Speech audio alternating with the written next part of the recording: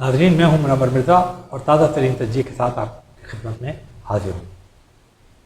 آپ نے دیکھا کہ موجودہ حکومت جناب شہباز شریف جس کے وزیر اعظم ہیں، جب آئی تو انہوں نے ایک ہی بات تسلسل سے وہ کہہ رہے ہیں کہ پاکستان کی معیشت جو ہے بہت برے حال ہے۔ جب عمران خان صاحب وزیر اعظم بن کے آئے تھے انہوں نے بھی یہی بات کہی تھی کہ پاکستان کی معیشت بہت برے حال ہے۔ جب نواز شریف وزیر اعظم بنے تھے اور تو 2013 میں، تو اس وقت بھی انہوں نے یہی بات کہی تھی کہ پاکستان کی معیشت جو ہے برے حالات کے اندر ہے۔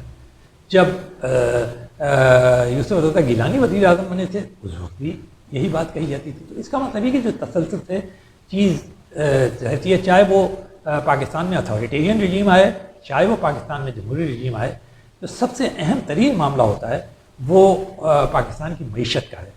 تو ہم ذکر کرتے ہیں کہ جی ہم ایک آزاد خارجہ پالیسی اپنائیں، ہمارا پاسپورٹ جو ہے دنیا میں اسٹرانگیسٹ ہو جائے، ہم سارے پاکستانی چاہے وہ یہاں رہتے ہوں، چاہے وہ 90 لاکھ پاکستانی جو اوورسیز ہمارے رہتے ہیں، وہ جب چلیں تو ان کا سفر سر پر ہو جائے۔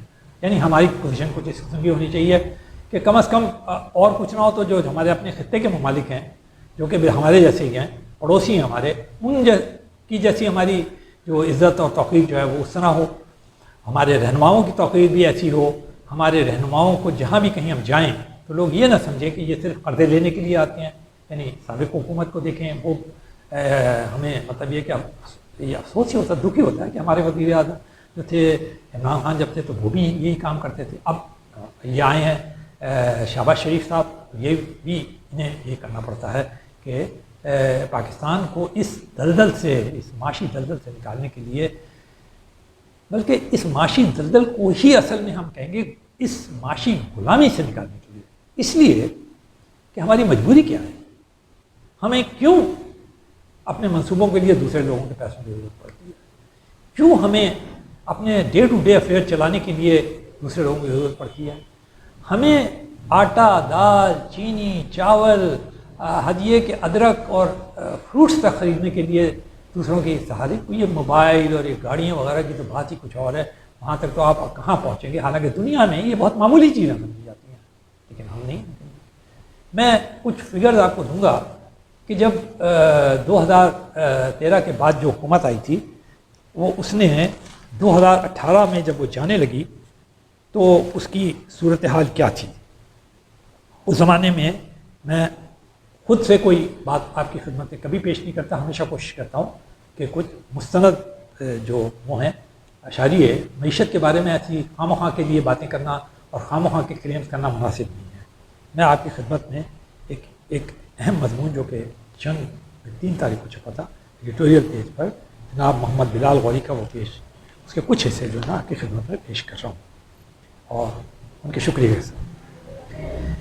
اقتصادی ترقی کی شرح نمو بڑھ رہی تھی، یعنی 2013 کے بعد یہ بتاتے ہیں روپے کی قدر مستحکم تھی، افراط زر کی شرح کم ہو رہی تھی، اسٹیٹ بینک نے پالیسی انٹرسٹ ریٹ 5.75% پر برقرار رکھا ہوا تھا، سی پیک پر تیز رفتاری سے کام جاری تھا، پاکستان کی کریڈٹ ریٹنگ بہت بہتر تھی، G20 پریمیئر کلب کی ریٹنگ کے مطابق پاکستان 2023 میں 18ویں بڑی اکانومی بننے کے لیے جا رہا تھا۔ یہ میں آپ کو بتا رہا ہوں وہی 2013، 14، 15 کی جو پالیسیز تھیں اس کے بارے میں بتا رہا ہوں۔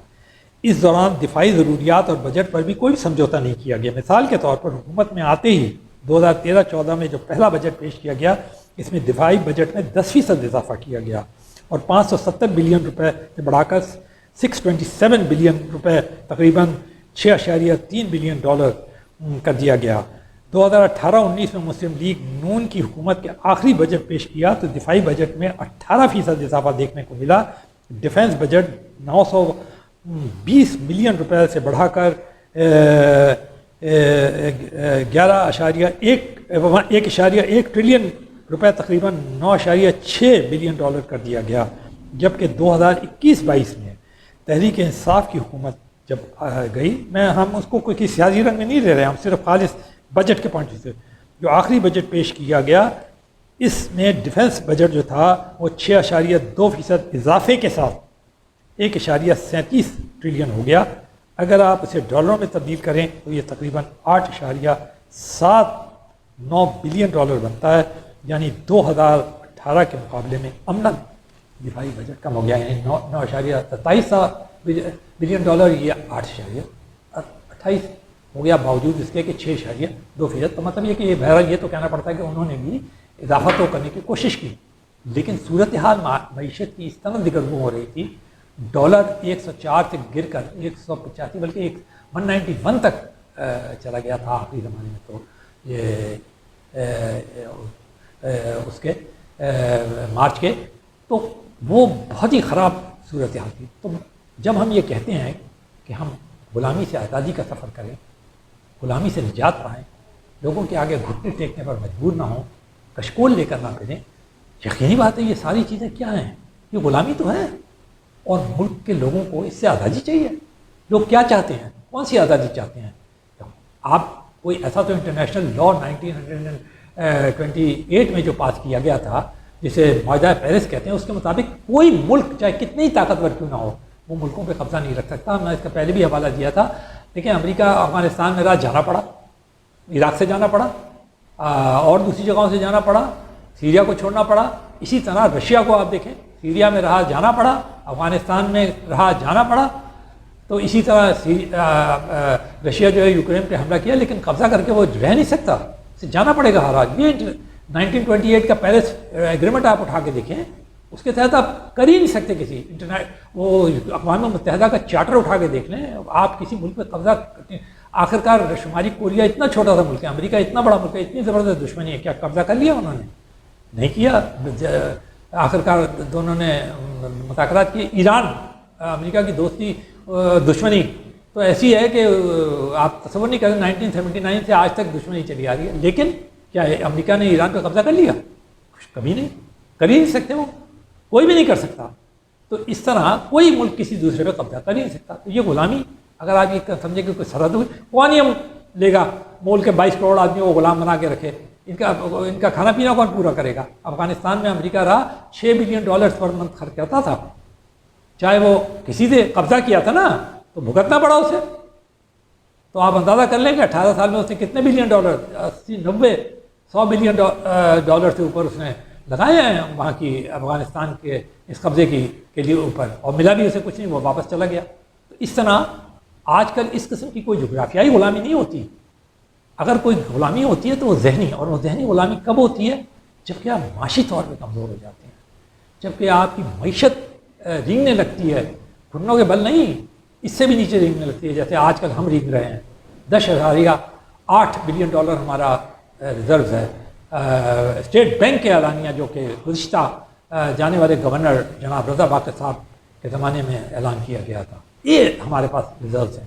اور اگر ذرا آپ تھوڑا آگے چلے جائیں، صرف سنگاپور جس کی آبادی 55 لاکھ ہے، $55 بلین ان کا ریزرو ہے. ذرا ویتنام میں جا کے دیکھیں 28-30. بنگلہ دیش کو ہی آپ دیکھ لیں، ان کے ہی ریزرو جو ہیں 28-30 بلین سے اوپر کراس کر گئے ہیں. ہم اس جگہ پہنچے ہوئے. تو یہ ہے ہماری غلامی. ہمیں آزادی کا سفر اگر کوئی کرنا ہے، کوئی آزادی حاصل کرنا ہے، تو کون آدمی ہے جو ہمارے اوپر بیٹھے ہوئے ہیں؟ کوئی فوج لے کے بیٹھے ہوئے، کوئی اور کچھ کر رہا ہے. ہو سکتا ہے سیاسی طور پر وہ ہمارے کو دھمکیاں بھی دیتے ہوں، سیاسی طور پر، اتفاقی طور پر ہمارے کو وہ بھی بھگتنا پڑتا. کیوں؟ آخر کیا چیز ہے جو کہ ہمیں کمزور کرتی ہے؟ کیا چیز ہے جس کے لیے ہم مجبور ہیں؟ ٹیکنالوجی نہیں ہے ہمارے پاس لیٹسٹ، اس کے لیے ہم مجبور ہیں. لاتے ہیں نا لوگ، مگر وہ کہاں ٹرانسفر کر پاتے ہیں؟ ہمیں آخرکار لینا تو انہی کمپنی سے پڑے گا. آپ یہ دیکھ لیجئے، بل گیٹس جو امریکہ کی ایک بہت بڑی مخیر اور بہت بلینز آف ڈالر کی شخصیت ہیں، وہ ہمارے یہاں پولیو کا وہ کیمپین چلا رہے ہیں، اور ہم ان کا کتنی بار شکریہ ادا کر چکے ہیں. آپ نے دیکھا ہوگا میں سابق وزیر اعظم عمران خان کی کئی مرتبہ ان سے گفتگو، وہ یہاں تشریف بھی لائے، اور ہم نے ان کا کتنا شکریہ ادا کیا. تو ہمیں اپنے ملک کے اندر پولیو کیمپین ختم کرنے کے لیے بھی ہمارے کو ضرورت پڑتی ہے بل گیٹس جیسے آدمی کی. تو یہ کیا چیز ہے؟ چلیے غلامی نہ وہ مخیر ہیں، تو مخیر آزاد کیا کرتے ہیں؟ وہ کوئی وہ تھوڑی دیتے ہیں تجارتی قرضے، تو آپ کو ایڈ دیتے ہیں جو واپس بھی نہیں لیتے وہ آپ سے. وہ تو آپ کی مدد کرتے ہیں ان جگہوں پر جہاں پر کہ آپ اپنے بچوں کو پولیو سے نجات نہیں دلا پاتے. تو پھر ہمارے کو غلامی سے آزادی کا سفر کس طرف کرنا ہے؟ بہت بہت اچھی طرح سوچنا چاہیے. غلامی سے آزادی کا سفر ہمارا معیشت کا سفر ہے, اقتصادی سفر ہے. ہمیں ہر صورت میں یہ بات طے کرنا پڑے گی کہ ہمیں آگے بڑھنا ہے معیشت کے اندر. چائنا ہمارا دوست ہے, اس کی مثال ہمیں سامنے رکھنا چاہیے. ترکی مثال ہے, حالانکہ آج کل ان کی معیشت جو ہے بہت برے حالات سے گزر رہی ہے, لیکن انہوں نے ایک زمانے میں بہت ترقی کی ہے ایردوان صاحب نے, اور جو آج ہم ان کی اتنی قدر کرتے ہیں, دنیا میں ان کی قدر ہے, وہ اس زمانے کے معاشی اشاریوں کے اوپر ہے, جو جس طرح انہوں نے وہ کیا تھا کہ استنبول کے نیچے ایک باقاعدہ برج بنا دیا تھا جو یورپ کو ایشیا سے ملا رہا تھا, اور دوسرے غیر معمولی قسم کے بڑے بڑے پروجیکٹ انہوں نے کیے تھے. کیسے کیے؟ IMF کا لون انہوں نے جناب واپس کر دیا تھا اپنے پہلے دور کے اندر ہی. تو یہ چیزیں ہیں, یہ نہیں کہ وہ صرف وعدے کرتے تھے کہ میں یہ کر دوں گا, میں یہ کر دوں گا, میں یہ کر دوں گا. انہوں نے ہاتھ ہی کرنا شروع کر دیا تھا اور کر کے دکھایا انہوں نے. یہ تو ہم آپ کو مثال دے رہے ہیں مسلم ممالک کی. تو چائنا کی جو ہمارے بہت قریبی دوست ہیں, کسی دوسرے کے وجہ ہمارے کو جو جس غلامی سے آزادی حاصل کرنی ہے, ہمیں آزاد پاکستانی بن کے رہنا ہے. تو آزاد پاکستانی وہ ہوگا جس کو کسی ڈالر کی پرواہ نہیں ہوگی, روبل کی پرواہ نہیں ہوگی, کسی امپورٹ ایکسپورٹ کا دباؤ اس کے اوپر نہیں آ سکے گا. کوئی یہ نہیں کہہ سکے گا کہ ہم آپ کو ایڈ دیتے ہیں یا نہیں دے سکتے, ہم خود دنیا کو ایڈ دے رہے ہیں. یہ خواب نہیں ہے. اگر ہم یہ طے کر لیں مل کر کو 22 کروڑ آدمی کو کم نہیں ہوتا. یہ معجزے ہوئے ہیں, کوریا میں ہوئے ہیں یہ معجزے, جاپان میں ہوئے ہیں معجزے, جرمنی میں ہوئے ہیں معجزے, چائنا میں ہوئے ہیں یہ معجزے. وہ ہمارے تو علاقے کے لوگ ہیں, خود ہمارے جن کی تعریف کرتے ہیں سابق وزیر اعظم عمران خان صاحب, ان کی آزاد خارجہ پالیسی. وہ آزاد خارجہ پالیسی کیسے ممکن ہوئی ہے؟ ایسے ہی ممکن ہوئی ہے کہ انہوں نے معیشت کے اندر ان کے ذرا اشاریہ دیکھی. ہم ان کی تعریف نہیں کرنا چاہتے, لیکن آپ اشاریہ جا کے دیکھ لیں دنیا کے اندر, دیکھ لیجیے کہ وہ کس طرح, خود پاکستانیوں سے پوچھ لیجیے جو اوورسیز پاکستانی تھے کہ ان کے کیا سرمایہ کاری اور کس طرح وہ آگے بڑھ رہے ہیں. تو یہ تو ان لوگ علاقوں کی باتیں ہیں جو ہمارے دوست ہیں یا ہمارے پڑوسی ہیں. ہمیں بھی اسی رویے کو اپنانا ہوگا, اسی روش کو, اسی سمت میں.